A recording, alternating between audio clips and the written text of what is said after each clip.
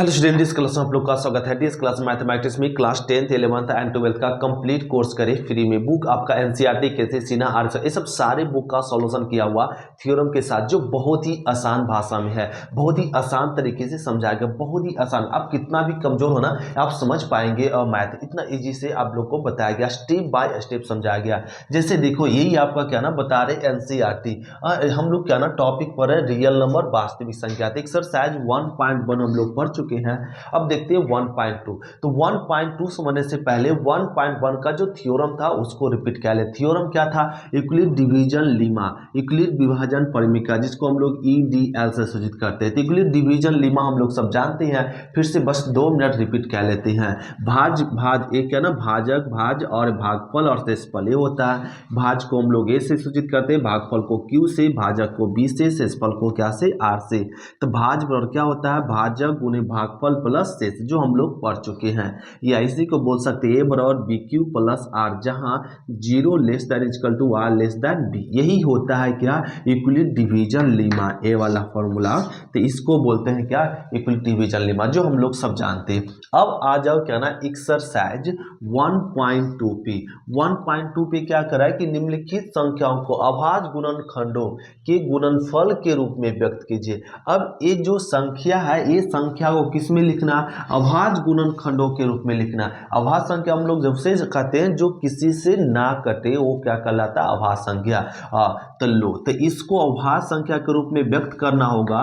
तो क्या करते हैं ना, यहाँ पे इसका एलसीएम लेते हैं। तो इसका एलसीएम लो, तो 2 का यहाँ पे इसका एलसीएम कितना? 2 से लगाएंगे, तो 2 से लगाएंगे तो कितना आएगा? 70। फिर 2 से लगाओ तो 35। फिर आपका क्या ना 5 से लगेगा 7। लो, अब इसको लिख सकते हैं 140 को 2 इंटू 2 इंटू 5 इंटू 7, या लिख सकते हैं 2 पर पावर 2, 2 2 बार है तो 2 स्क्वायर, और इंटू 5 इंटू 7। लो, यही हो गया आपका क्या आंसर। और ये जो निकल गया अभाज्य गुणनखंड के रूप में एक गुणनफल। लो, इस तरीके से सॉल्व करने का। जैसे दिया हुआ 156, इसको भी करा अभाज्य गुणनखंडों के रूप में लिखो। तो जस्ट इसके नीचे क्या ना, यहाँ पे एलसीएम ले लो जी। तो कितना चलेगा? 2 से 7 दूना 14, 8 दूनी 16। फिर 2 से लगाओ तो 3 दूना 6 और 9 दूना 18, ये आ जाएगा। और फिर कितना? 3 से 1 3, ये आ गया। अब लगेगा नहीं, तो 156 को आप लिख सकते हैं इस प्रकार से 2 इंटू 2 इंटू 3 इंटू 13। लो, यही हो गया आंसर, राइट। इस प्रकार से अब ये दिया हुआ 3825, इसको भी करा अभाज्य गुणनखंड के रूप में लिखने के लिए। तो हम लोग समझ गए कैसे लिखेंगे। तो इसको अभाज्य गुणनखंड के रूप में लिखना, तो इसका भी हम लोग क्या ना एलसीएम ले लो। कितना से लगेगा? इसका एलसीएम डायरेक्ट लगेगा 3 से। तो जब 3 से लगाएंगे तो मिल जाएगा 1275, या फिर अब कितना से लगेगा? फिर 3 से लगेगा। जब 3 से लगाएंगे तो ये आ जाएगा 425 आ गया। अब देखो 3 से नहीं, अब कितना से लगेगा? 5 से लगेगा। तो 5 से लगेगा तो कितना मिल जाएगा? 8 5 40, 5 5 25 ए। फिर अब कितना से? फिर 5 से लगा दो, तो 17 पचे क्या हो जाएगा? 85। लो, अब ये आ गया। तो इसका हम लोग एलसीएम तोड़ते हैं। इसको लिख सकते हैं 3825 को आप क्या लिख सकते हैं? 3 का square, 3 into 3 into 5 into 5 into 17। लो, यही हो गया आंसर। तो इसका अभाज्य गुणनखंड के रूप में व्यक्त कर दिए। अब ये दिया हुआ चौथा क्वेश्चन देखो, यहाँ लिख देते हैं कितना? 5005 है। अब इसको भी करा अभाज्य गुणनखंड। इस तरह का क्वेश्चन हम लोग समझ चुके हैं कैसे बनाएंगे। तो इसको बनाने के लिए फिर यहाँ पे वही करो, एलसीएम ले लो। कितना से लगेगा? 5 से ही लगेगा, 1001 आएगा। अब कितना से लगेगा जी? अब ये लग जाएगा सीधा सीधी क्या ना 7 से लग जाएगा। क्या से लग जाएगा? 7 से, तो 143 ये आ जाएगा। फिर कितना से लगाओ? 11 से, तो 13 बार लो। तो इस तरीके से तो इसको लिख सकते हैं 5005 को आप क्या ना 5 गुना 7 गुना 11 गुना 13, ये निकल गया क्या? अभाज्य गुणनखंड हो गया। अब क्वेश्चन नंबर 5 देखो, इसी में 4-5 क्वेश्चन है। 5वां क्वेश्चन है कराना कि 7429। अब इसका करा अभाज्य गुणनखंड के रूप में लिखो। फिर अब तो हम लोग समझ चुके हैं कि अभाज्य गुणनखंड कैसे निकालेंगे। कितना से लगाएंगे? तो ये लगा दो डायरेक्ट 17 से लगेगा। कैसे लगेगा? 17 से लगेगा। तो यहाँ पे 437 आ जाएगा। फिर कितना से लगाएंगे 19 से लगेगा तो ये आ जाएगा 23। तो लिख सकते हैं 7429 को क्या 17 इंटू 19 इंटू 23। लो ये हो गया आपका क्या क्वेश्चन नंबर फर्स्ट का 1 से लेके 5 तक। तो ये करा था अभाज्य गुणनखंड के रूप में लिखने के लिए, तो हम लोग लिखते हैं अभाज्य गुणनखंड के रूप में। अब हम लोग समझते हैं क्वेश्चन नंबर सेकेंड, तो इसको नोट करते हैं फिर देखते हैं क्वेश्चन नंबर सेकेंड। तो क्वेश्चन नंबर हम लोग समझेंगे सेकेंड में करा पूर्णांकों के निम्नलिखित युग्मों के एचसीएफ और एलसीएम ज्ञात करें। फिर तथा करा इसकी जांच कीजिए कि दो संख्याओं गुणनफल इतना है इतना बराबर इतना है 100, ये साबित करना है। तो इसको साबित करने के लिए तो पहले तो इसका क्या करा कि एचसीएफ और एलसीएम ज्ञात कीजिए 100 करा। तो इसका एचसीएफ एलसीएम ज्ञात करने के लिए क्या ना सबसे पहले हम लोग क्या ना यहाँ पे 26 कैल्शियम ले लो, क्या ले लेंगे तो 13, और फिर बस इतना ही आएगा। फिर इसका ले लो यहाँ पे 91, तो 13 सत्ते 91, 7 से लगा दो तो ए आ गया। अब ए मिल सकता है 26 को लिख सकते हम लोग, तो दोनों संख्याओं का सबसे पहले एलसीएम निकाल लेंगे। तो एलसीएम निकाल, अब 26 को लिख सकते हैं 2 गुना 13, और 91 को लिख सकते हैं क्या ना 7 गुना 13, और अब इसका हमें निकालना है एलसीएम। तो एलसीएम हो जाएगा, अब देखो इसमें 2 और 7, 13 कॉमन है 13 इंटू में क्या 7, ये आ गया। अब इसको गुना करेंगे तो आपका आ जाएगा 182। लो तो ई फाइंड हो गया एलसीएम। अब हम लोग को फाइंड करना है एचसीएफ। तो एचसीएफ फाइंड करने के लिए क्या करो ना कि एचसीएफ फाइंड करने के लिए अब देखो दोनों में क्या कॉमन है, तो दोनों में कॉमन केवल क्या है 13, तो इसका एचसीएफ क्या हो जाएगा 13। लो एलसीएम फाइंड हो गया और एचसीएफ फाइंड हो गया। फिर करा अब क्या ना कि दोनों संख्या गुणनफल बराबर एचसीएफ इंटू एलसीएम शो करा, तो दोनों संख्या गुणनफल। तो अब यहाँ पे इसको सेटिस्फाई कर दीजिए, इसको प्रूफ कीजिए दोनों संख्याओं का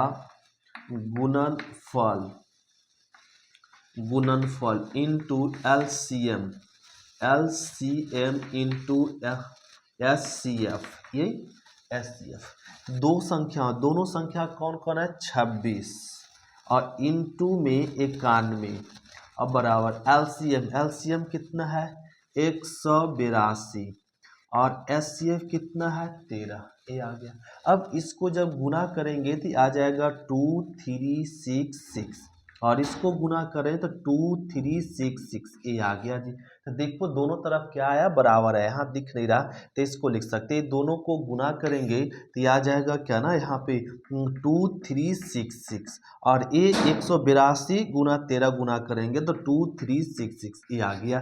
तो एलएचएस पर क्या आ गया आरएचएस, इस प्रकार से बनाते। जैसे फिर से रिपीट करते क्वेश्चन नंबर, जैसे इसको क्या करना है इसका एलसीएम निकालना, फिर इसका एलसीएम निकालने के बाद क्या ना इसका अब दोनों संख्याओं के एलसीएम ज्ञात करने के लिए अब दोनों में जो कॉमन मिलता है वो भी लिखते हैं, जो ना कॉमन मिलता है वो भी लिख देते हैं, और इसको गुना करने के बाद जो आया ये दोनों संख्या क्या फाइंड हो गया एलसीएम। और एचसीएफ कैसे निकालते हैं, जो दोनों में कॉमन हो वो कॉमन लिख देते हैं, लिखा गया एचसीएफ। देखो दोनों में कॉमन क्या केवल 13 लिखे, एचसीएफ फाइंड हो गया, एक फाइंड। फिर करा दोनों संख्या गुणनफल बराबर एचसीएफ इंटू एलसीएम साबित करो, तो हम लोग लिख दिए दो संख्या का था 26 और 91, 26 गुना 91 बराबर एचसीएफ कितना आया एलसीएम आया 182 और एचसीएफ आया 13, गुना किए तो ये दोनों का वैल्यू क्या है इक्वल आया, तो ये सत्यापित हो गया। उसी प्रकार से क्वेश्चन नंबर ए देखो, इसका भी करा है वैसे, पहले एलसीएम एचसीएफ दोनों का फाइंड करना है, तो इसका फाइंड करने के लिए क्या ना यहाँ पे हम लोग गुणनखंड तोड़ दो, जिसको बोल सकते हैं आप फैक्टर भी। तो कितना से लगेगा हम लोग को पता है 2 से लगेगा, तो 2 से लगाएंगे तो 2 और 5 5 आ जाएगा, राइट है हम लोग को पता है। फिर अब कितना से लगा दो 5 से लगा दो, तो 5 से लगाएंगे तो कितना आ जाएगा और यहाँ पे 5 से लगाएंगे तो 8 5 40, ये आ जाएगा। 5 से नहीं 3 से लेगा, देखो 3 से लेगा, 8 या 24 और यहाँ पे 5 या 15, ये मिल गया। अब 5 से लगा दो, तो अब 5 से लगा देंगे 17 5 85। फिर अब इसका एलसीएम ले लो कितना 92, तो ये 92 लगाएंगे 13 7 7 से लगा 63 91, और ये आपका 2 से लग जाएगा, 2 से 4 दूना 8 और 4 दूना 8 6 दूना 12, और ए आ गया 96। फिर 2 से लगा दो 2 और 3, बस इतना ही लगेगा। अब इसको लिख सकते हैं यहाँ पे एलसीएम में क्या ना लिख सकते हैं, अब 510 बराबर क्या 2 गुना 3 गुना 5 इंटू कितना 17। फिर इसका 92 का अभाज्य गुणनखंड क्या होगा 2 गुना 2 गुना 2 3। ये दोनों संख्या का हम लोग क्या निकाल लिए अभाज्य गुणनखंड। तो ये दोनों संख्या का अभाज्य गुणनखंड निकालने के बाद अब निकाल लो एलसीएम। तो एलसीएम में क्या देखते हैं, अब देखिए अभाज्य गुणनखंड इसमें दो दो दो मिल रहा है, दो कितना बार है 2 बार, तो 2 बार लिख सकते हैं, इंटू 3 लिखेंगे, फिर 5 लिखो और 17 और इंटू में क्या 23 लो। अब अभाज्य गुणनखंड में जो मिलता है वो भी लिखते हैं, जो नहीं मिलता वो भी लिख देते हैं, ये सारे। तो इस तरीके से अब एलसीएम लिखते हैं।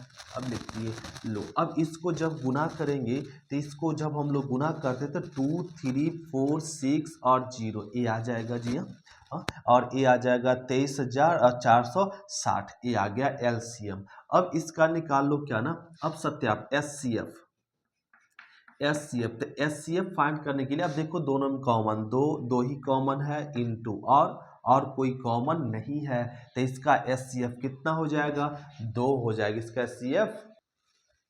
तो इसका एचसीएफ हम लोग 2 फाइंड के लिए अब करा आप सत्यापित करने के लिए करा, तब सत्यापित करने के लिए लिख सकते हैं दोनों संख्याओं का गुणनफल बराबर एलसीएम इंटू एचसीएफ। ये तो दोनों संख्या कौन करना है 510 इंटू में 92 बराबर एलसीएम कितना फाइंड हुआ 23 4 और 60 इंटू एचसीएफ कितना 2 ये है। अब इसको क्या ना गुना कह लो, तो जब एक गुना करेंगे तो 510 गुने 92, तो 510 गुना 92 करेंगे तो ये आ जाएगा 46920 ये आ गया। जब यहाँ पे इसको जरा गुना करेंगे तो ये भी आ जाएगा 46920 ए। तो देखो LHS इक्वल टू क्या आ गया RHS, तो हम लोग को ये भी सत्यापित हो गया। तो लो ये क्वेश्चन नंबर 23 का हम लोग 2 का क्या ना फर्स्ट और सेकेंड कंप्लीट कर लिए। अब हम लोग समझते हैं क्वेश्चन नंबर 3 इसका देखो, इसका भी करा इतना और इतना का मतलब आपका क्या ना 336 और 54 का क्या निकालने के लिए एचसीएफ और एलसीएम इसका वेरीफाई करने के लिए। तो क्या इसका फाइंड नहीं कर सकते आप लोग खुद से बना सकते हैं क्वेश्चन जी। इसका भी हम लोग को फाइंड करने के लिए क्या करना पड़ेगा एलसीएम 336 तो कितना बार में लगेगा ये तो 2 बार में लगेगा, तो और एक आ जाएगा 6 और फिर क्या ना यहाँ पे 8 ये मिल जाएगा इसमें। फिर अब कितना चलेगा 2 बार में तो 8 4 ये आ गया। फिर 2 बार में लगा दो तो 4 2, फिर 2 बार में लगा 2 1 ये आ गया। 3 से 7 कैसे लो। अब यहाँ भी फाइन कह लो 54 2 से लगाएंगे 2 दूना 4 और ये आ जाएगा यहाँ पे, और 7 दूना 14 27, फिर 3 से 9 तिया 27, फिर 3 से 3 ए मिल गया। ये हम लोग फाइंड कर ले क्या ना अभाज्य गुणनखंड। तो अभाज्य गुणनखंड 336 का अभाज्य गुणनखंड क्या होगा 2 इंटू 2 कितना बार 1 2 3 4 बार, तो 2 पर पावर 4 3 इंटू क्या 7। फिर अब 54 का अभाज्य गुणनखंड लिख दो 2 इंटू 3 पर पावर कितना 3। अब लिख लीजिए एलसीएम तो एलसीएम क्या हो जाएगा 2 पर पावर 4 और 2 पर पावर 4 लिखा जाएगा इंटू 3 पर पावर बनाया 3 पर पावर 3 3 पर पावर 3 लिखाएगा और 7 ये आ गया। अब इसको गुना कह लो, जब इसको आप 2 को 4 बार 3 को 3 बार 7 गुना करेंगे तो 3 0 और मिल जाएगा 2 4 ये मिल गया। तो अब फाइंड कह लो एलसीएम एचसीएफ, तो एलसीएम हो गया। अब एचसीएफ फाइंड करने के लिए देखो इसमें कॉमन क्या है 2 कॉमन है 2 और क्या कॉमन है 3, तो 3 कॉमन ले इसको सॉल्व करेंगे तो क्या आ गया 6 आ गया हो गया। अब क्या करना वेरीफाई करने के लिए करा, देखो यहाँ पे ही वेरीफाई कर लेते हैं। तो ये ना दोनों संख्या क्या है 336 इंटू 54 अच्छा बोल। अब बराबर में एस सी एफ कितना फाइंड हो गया, एस सी एफ 6 फाइंड हुआ है। एलसीएम कितना फाइंड हुआ है, एलसीएम आपका है 30 और 24 या। अब इसको जरा गुना कह लो, इसको जरा गुना करेंगे तो 18144 ये आ जाएगा। इसको आप गुना करेंगे तो 18144 ये आ जाएगा। तो ये आ गया, तो इसमें भी क्या हो गया, वेरिफिकेशन सत्यापित हो गया। एल एच इजकल टू क्या आ गया, आर एच एस। तो इस प्रकार से क्वेश्चन नंबर हम लोग दूसरा का पहला, दूसरा और तीसरा बनाते हैं। तो इसको नोट करते हैं, फिर देखते हैं क्वेश्चन नंबर हम लोग थर्ड। तो क्वेश्चन नंबर हम लोग समझेंगे थर्ड में करा कि अभाज्य गुणनखंड विधि द्वारा निम्नलिखित पूर्णांकों का एचसीएफ और एलसीएम ज्ञात करने के लिए। तो ये क्वेश्चन हम लोग बना सकते हैं। एचसीएफ और एलसीएम इसका ज्ञात करना, तो सबसे पहले क्या ना, सभी का अभाज्य गुणनखंड को फाइंड करो, तो एलसीएम निकालो। तो इसका क्या आ जाएगा 6, फिर 2 से 3, फिर इसका निकालो 15, कितना से लगाओ 2 3 से, 3 से लगेगा तो 5 या 15, फिर ए फाइंड करेंगे क्या है, 3 से लगाओ 7, ये आ गया। सबको अभाज्य गुणनखंड के रूप में लिख दो, 2 पर पावर 2 इंटू 3। 15 को लिख सकते क्या 3 इंटू 5, और 21 को लिख सकते 3 इंटू 7। और अब फाइंड कर लो क्या ना, एलसीएम। एलसीएम तो एलसीएम फाइंड करना, तो कॉमन देखो तो 2 कॉमन है क्या, नहीं तो लिखाएगा, और 3 3 3 लिखा गया एक, 5 5 इंटू 7 ए लिख दिए। अब इसको जरा मल्टीप्लिकेशन करेंगे तो क्या आ जाएगा 420, ये आ गया जी 420 हो गया। तो इसका क्या एलसीएम फाइंड कर। अब फाइंड कर लो एचसीएफ। तो एचसीएफ कैसे फाइंड करेंगे, एचसीएफ फाइंड करने के लिए देखो 2 स्क्वायर, 2 कॉमन है नहीं, 3 3 3 कॉमन, तो इसका एचसीएफ केवल क्या होगा 3 होगा। अब फाइंड कर लो क्या, हाँ इसका, अब करा इसका एचसीएफ और एलसीएम फाइंड करने के लिए। तो अब हम लोग क्या ना 17 का क्या ना, अब इसका एलसीएम तोड़ेंगे तो 1 से लगेगा 17 बार में 23, 23 को देखो तो 23, और फिर और एक एक 29, 29 को देखो तो कितना बार मिलेगा, और एक से लेंगे इस तरीके से। तो इस 17 का अभाज्य गुणनखंड हो जाएगा 1 गुना 17, और 23 का हो जाएगा 1 इंटू 23, और 29 का हो जाएगा 1 इंटू 29। लो, अब हम लोग को फाइंड करना है कि एलसीएम फाइंड करना है। एलसीएम क्या हो जाएगा 1 इंटू 17 इंटू 23 इंटू 29 ए। अब इसको जरा गुना कर, इसको गुना करेंगे 1133339 ये आ जाएगा जी हाँ। जब आप इसको गुना करेंगे तो 11,349 आ जाएगा, राइट 39। अब इसका भी करा है क्या, हम लोग को फाइंड करने के लिए एचसीएफ और एलसीएम क्या फाइंड कर सकते हैं, हम लोग खुद से फाइंड कर सकते हैं। 2 बार में लगा दो तो ये 2 2, फिर 9 को 2 से लगा दो, 3 से लगेगा ना 3 3, इसका 5 से तो 5, 25 है तो 5 से 5 लो। तो ये 8 को लिख सकते 2 क्यू, और 9 को लिख सकते क्या 3 क्यू, 3 स्क्वायर लिख सकते हैं, 3 स्क्वायर। 25 को लिख सकते 5 का स्क्वायर। अब इसको क्या ना सॉल्व कर लो, तो इसका एलसीएम एलसीएम क्या हो जाएगा 2 पर power 3 into 5 Q square, 3 square into 5 square. अब इसको खुद से सॉल्व करो, सॉल्व करने आता है सभी को। एचसीएफ देखो इसमें कुछ कॉमन है क्या, नहीं है तो 1 होगा, तो इसका एचसीएफ क्या हो जाएगा 1। इस तरीके से हम लोग क्वेश्चन नंबर क्या ना फाइंड करते हैं। इसका भी एचसीएफ नहीं निकाले तो एचसीएफ क्या हो जाएगा, देखो सब में क्या कॉमन मिल रहा है 1, तो इसका हो जाएगा 1। तो लो, तो इस प्रकार से क्वेश्चन नंबर हम लोग 3 कंप्लीट कर ले। अब हम लोग समझते हैं क्वेश्चन नंबर 4, इसको नोट करते फिर देखते हैं 4। तो क्वेश्चन नंबर हम लोग समझेंगे 4 में करा कि एचसीएफ, ये 2 संख्या का एचसीएफ दिया हुआ है 9, फिर एलसीएम ज्ञात कीजिए। ये दोनों संख्याओं का एचसीएफ 9 है, और इसका ये दोनों संख्या क्या ज्ञात करो एलसीएम।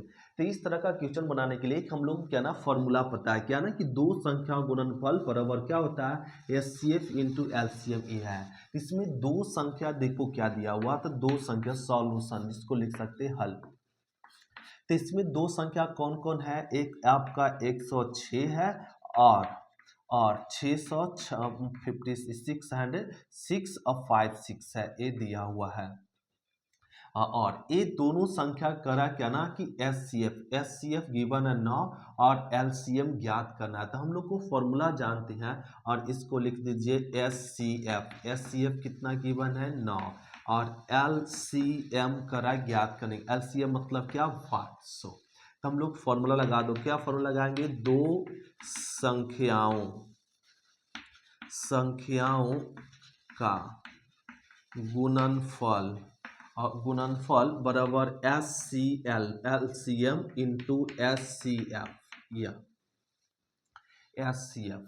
अब देखो दो संख्या कौन कौन है, 306 इंटू और ये हो जाएगा 657 इक्वल टू एलसीएम कितना, एलसीएम तो हम लोग को फाइंड करना है, एलसीएम फाइंड करना है। एचसीएफ कितना गिवन है 9। अब इसको लिख सकते 306 इंटू 657 बाई 9 को डिवाइड में कर दिए एलसीएम। अब इसको काट दो, तो इसको काटेंगे तो क्या आ जाएगा 34 ही आ जाएगा। अब लिख सकते हैं यहाँ पे 34 इंटू 657 इक्वल टू एलसीएम। तो जब आप इसको गुना करेंगे तो 22338 ये आ जाएगा। तो ये फाइंड हो गया एलसीएम। तो एलसीएम बराबर क्या फाइंड हो गया 22338 या।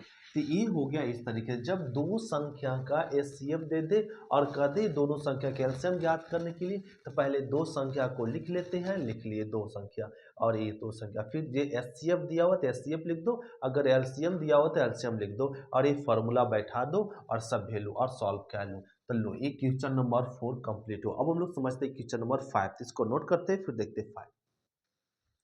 तो क्वेश्चन नंबर 5 में करा कि जांच कीजिए क्या किसी प्राकृत संख्या n के लिए 6 के पावर n अंक 0 पर समाप्त हो सकती है, सो पूछ दिया। तो अब इस 6 के पावर n को करा क्या 0 पे समाप्त हो सकता है ये संख्या, अगर 6 को कितना बार गुना करे कि उसको लास्ट में क्या आ जाए 0 आ जाए, ये बताओ क्या समाप्त हो सकती है। तो उसके लिए हम लोग क्या ना 6 का फैक्टर तोड़ दो तो 2 3 ये आ जाएगा। तो लिख सकते हैं 6 को 2 गुना 3 पर पावर क्या n, ए लिख दिए। तो इसको लिख सकते हैं 2 पर पावर n इंटू 3 पर पावर n, ए लिख दिए। तो ये जो गुणनखंड बना ये क्या ना 2 और 3 का अभाज्य गुणनखंड है। तो हम लोग कह सकते हैं 6 के अभाज्य गुणनखंड 2 उपस्थित है परंतु 5 नहीं है, इसमें 2 उपस्थित है लेकिन 5 उपस्थित नहीं है।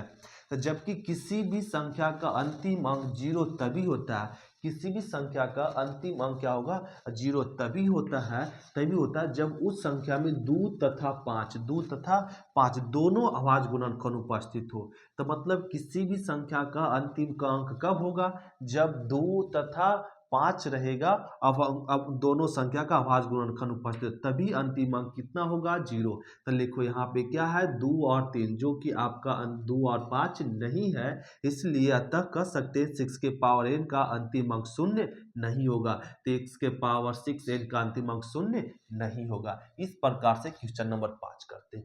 लो हो गया जी। अब हम लोग समझते हैं क्वेश्चन नंबर 6।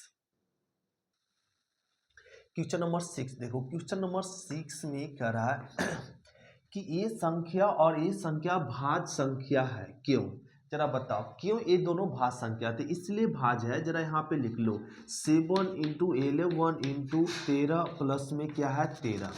अब देखिए तो इसमें क्या ना दोनों में क्या कॉमन है, यहाँ पे देखो तो 13 कॉमन है, तो 13 कॉमन लो तो क्या बचेगा 7 गुना 11 और प्लस में 1 ये बचेगा।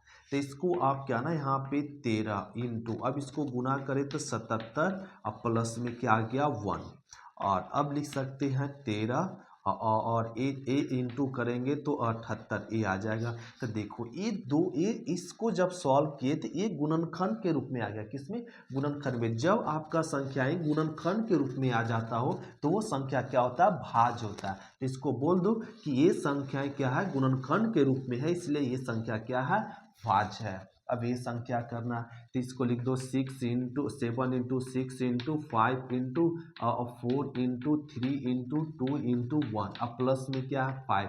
अब देखो ये संख्या में कुछ कॉमन है या नहीं है, तो 5 है तो 5 कॉमन ले लो, तो क्या बचेगा जी 7 into 6 into 4 into 3 into 2 into 1 और प्लस में 1 ये आ गया।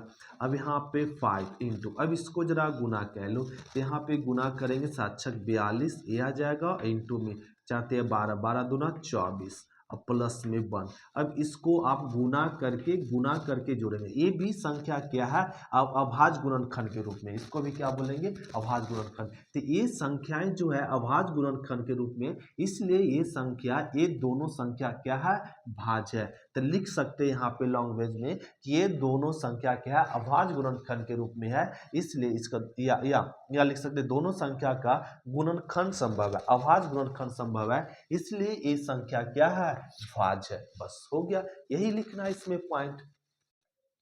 तो क्वेश्चन नंबर हम लोग समझेंगे 7। तो क्वेश्चन नंबर 7 में कह रहा है कि किसी खेल के मैदान के चारों ओर एक वृत्ताकार पथ है, एक आपका खेल है उसके चारों ओर एक क्या आपका ना वृत्ताकार पथ है, ये आपका वृत्ताकार क्या ना पथ है, ये आपका रास्ता है जी, इस प्रकार से एक वृत्ताकार पथ है। फिर कह रहा है इस मैदान का एक चक्कर लगाने में सोनिया 18 मिनट लगाती है। यहाँ पे क्या ना ये सोनिया है,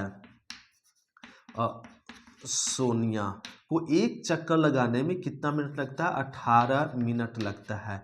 एक चक्कर इस प्रकार से लगाने में सोनिया को क्या लगता है 18 मिनट। ये लोग यहाँ पे सोनिया को बना देते हैं, ये मान लो सोनिया है, ए सोनिया और को एक चक्कर लगाने में कितना मिनट लगता है 18 मिनट।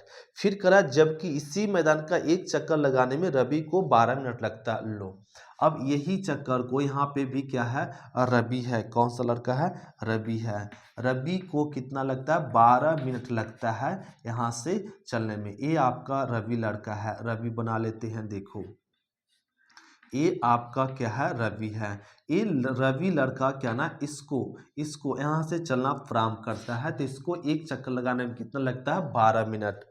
फिर कह रहा है कि दोनों एक ही स्थान से एक ही समय पे चलना प्रारंभ करता है, दोनों समय एक ही टाइम पे और एक ही समय एक ही स्थान से क्या होता है चलना प्रारंभ करते हैं, तो एक ही दिशा में भी चलते हैं, दोनों क्या ना एक ही दिशा में चलते हैं, तो कितने समय बाद पुनः प्रारंभ स्थान पे मिल जाएंगे। मतलब एक दूसरा मतलब ए चलना प्रारंभ कर रहा है, तो अब बताओ कितना समय बाद दोनों फिर यहीं पे आके मिलेंगे अपने से। देखो समझाना चाहते क्या करा, एक क्या ना खेल का मैदान है गोलाकार है, सोनिया को एक चक्कर लगाने में कितना मिनट लगता है 18 मिनट।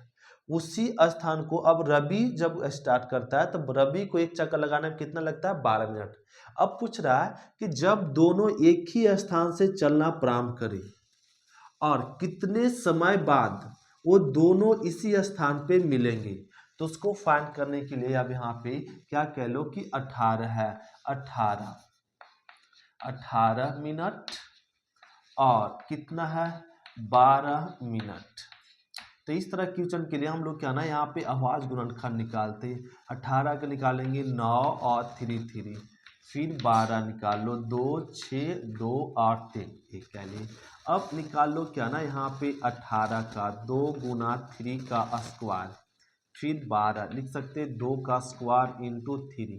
अब निकाल लो एलसीएम किसका 12 और 18 का, तो इसको लिख सकते एलसीएम 18 और 12 का क्या हो जाएगा, तो 2 पर पावर 2 इंटू 3 पर पावर 2, तो 2 दूना 4 और 3 तिया 9 9 चौका 36। लो कितना आ गया 36।